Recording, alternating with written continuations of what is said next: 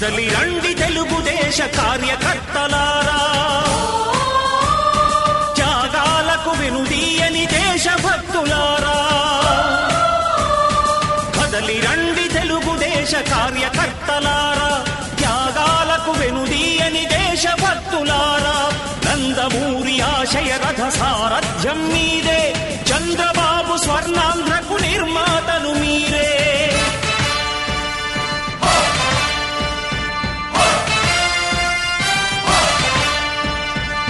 కదలి రండి తెలుగుదేశ కార్యకర్తలారా, త్యాగాలకు వెనుదీయని దేశభక్తులారా.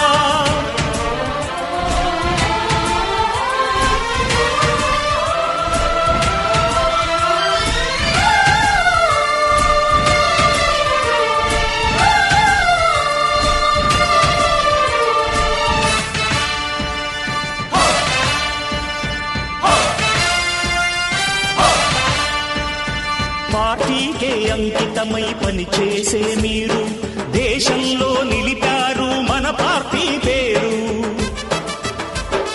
పార్టీకే అంకితమై పనిచేసే మీరు దేశంలో నిలిపారు మన పార్టీ పేరు. మారుమూల గ్రామమైన మహానగరమైన బాధ్యతతో క్రమశిక్షణతో మెలిగారు. ఆశయాలు పండించే జీవనదులు మీ సేవలు, మీరే మన రాష్ట్ర ప్రగతి సౌధానికి పునాదులు.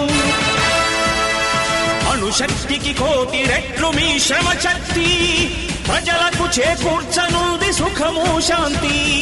నందమూరి ఆశయ రథ సారథ్యం మీదే, చంద్రబాబు స్వర్ణాంధ్రకు నిర్మాతలు మీరే.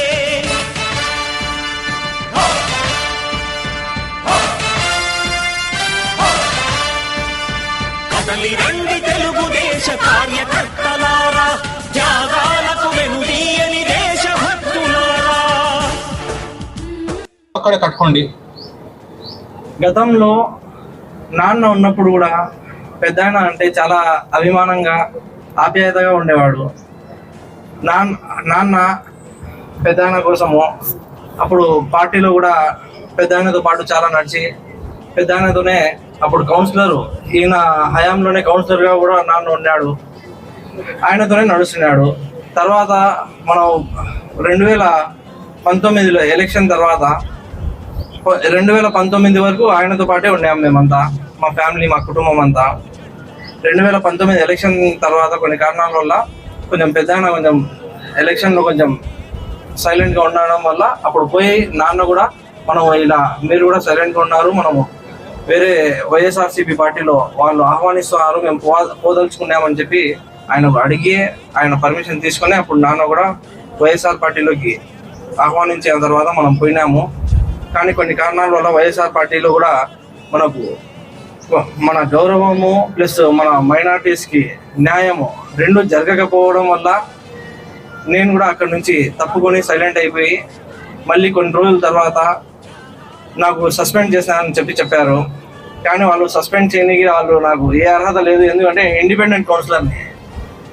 అందుకు వాళ్ళ కాడి నుంచి తప్పుకున్న తర్వాత కొన్ని రోజుల తర్వాత నేను టీడీపీ అధినేత నారా చంద్రబాబు నాయుడు గారి సమక్షంలో పోయి పార్టీలో చేరిన తర్వాత మనం పార్టీలో నడుస్తున్నాము. ఎవరికి టికెట్ వచ్చినా కూడా మనము వాళ్ళ వెంటే ఉంటాము.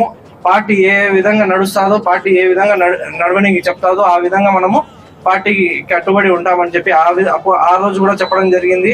ఈ రోజు కూడా అదే చెప్పడం జరుగుతుంది.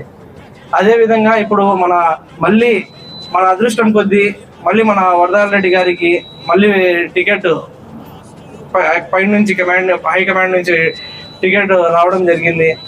అందుకు ఆయన కూడా మనకు మద్దతు కోసం అంతా సహకరించడం కోసం ఫోన్ చేసినారు, మాట్లాడినారు. నేను మొత్తం ఈ కాలం అంతా నేను ఎప్పుడు కూడా ఆయనకు కట్ కాలేదు. ఆయనతో పాటు ఎప్పుడు కూడా ఎల్లవేళలా ఆయనతో మాట్లాడుతున్నా, కొండాడన్నతో కూడా మాట్లాడుతున్నా, అంతా నేను టచ్లోనే ఉన్నాను.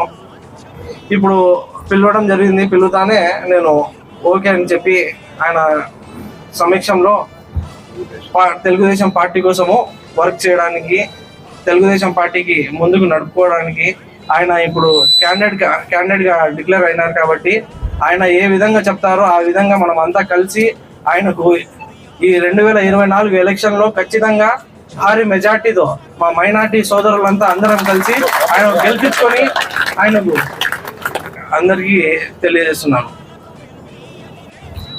మున్నా గారు నాకు చిరకాల మిత్రుడు. 40 సంవత్సరాల నుంచి అందరం కలిసి ప్రయాణం చేసినాం రాజకీయాలలో. నాకు మంచి మిత్రుడు, నాకు మంచి సలహాదారుడు కూడా.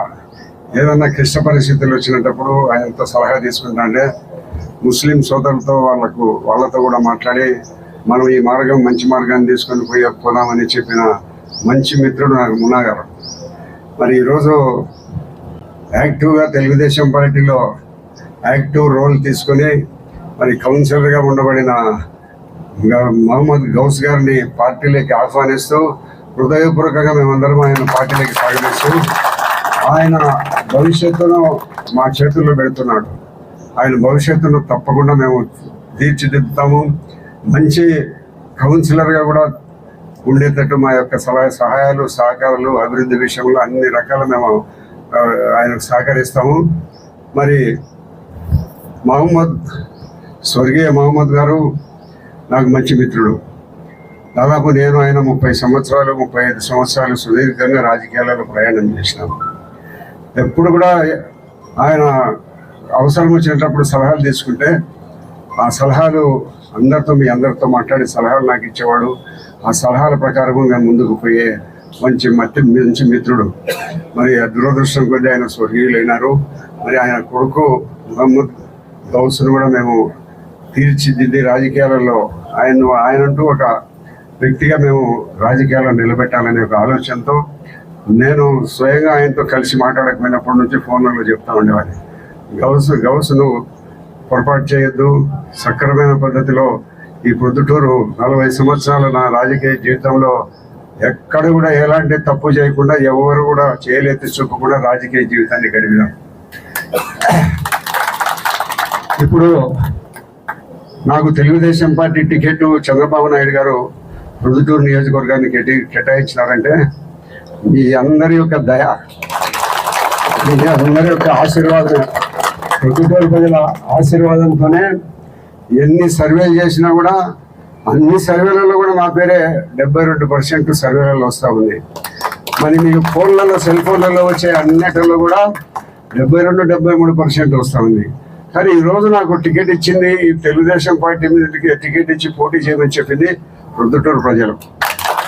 ఏ స్టేషన్కి పోయి తలకాయ పగలగొట్టినారని పోయి చెప్తే కూడా పోలీసు వాళ్ళు కేసులు కట్టడం లే.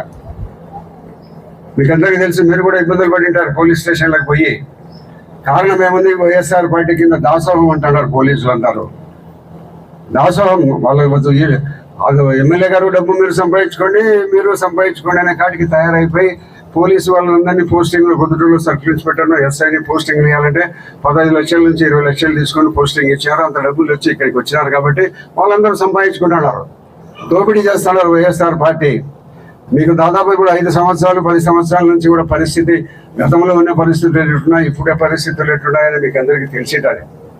కాబట్టి ప్రొద్దుటూరు ప్రజల యొక్క నాతో పాటు వచ్చి నా పక్కన సమానంగా కూర్చుంటాం, వాళ్ళ సలహాలు వింటాం, వాళ్ళు ఏమన్నా చేయాలంటే మంచి చేయాలంటే చేస్తాం. అటువంటి పరిస్థితి ఇప్పుడు ప్రొద్దుటూరులో లేదు. మరి ఈ పరిస్థితిని మనం పోగొట్టాలంటే ఇక్కడ తెలుగుదేశం పార్టీకి ఓట్లు వేసి మీరు గెలిపించాలి. అందరూ పోలీస్ స్టేషన్లో కానీ ఇసుక దందా తోలుతున్నారు విపరీతంగా. మనం ఇల్లు కట్టుకోవాలంటే గతంలో 1500 ఆయన మీద ఏం కేసు లేదు. ఆయన దాదాపు 2 సంవత్సరాల తర్వాత ఆయన కేసులో పెట్టినారు. కాబట్టి మన దుర్మార్గం పరిపాలన పోవాలంటే మనమందరం తెలుగుదేశం పార్టీకి చంద్రబాబు నాయుడు గారికి ఓట్లు వేసి మనం ప్రొద్దుటూరులో తెలుగుదేశం పార్టీ అభ్యర్థిని గెలిపించి మనము రాష్ట్రంలో ప్రభుత్వం ఏర్పడడానికి మనం అందరము కృషి చేయాల్సిందిగా కోరుకుంటూ భవిష్యత్తులో మీ అందరి సమక్షంలో నేను మాట్లాడుతున్నాను. మహమ్మద్ గౌస్ గారు ఎప్పుడు కూడా ఆయనకు ఎలాంటి ఇబ్బంది వచ్చినా, ఆయన సమస్యలు ఏమన్నా ఆయన వెంట ఉండి వెన్నంటే మేము అనుకుంటాం. అందరికీ నమస్కారం.